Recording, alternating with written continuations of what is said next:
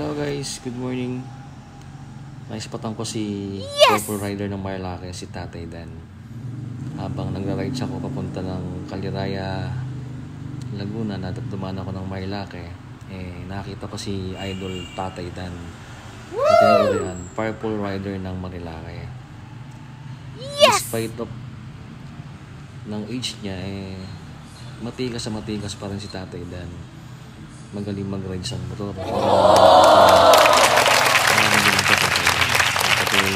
Sa inspirasyon sa mga kagaya ng rider. Matagal ko na siyang gusto makita ride guys Buti nilang na-champahan ko siya nung Sunday. Itong video ito ginawa ko para kay Tatay Dan.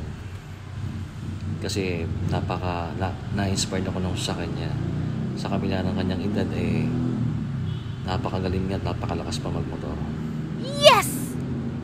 Kaya tinawag siyang Purple Rider ng Marilake kasi yung motor niya kulay violet.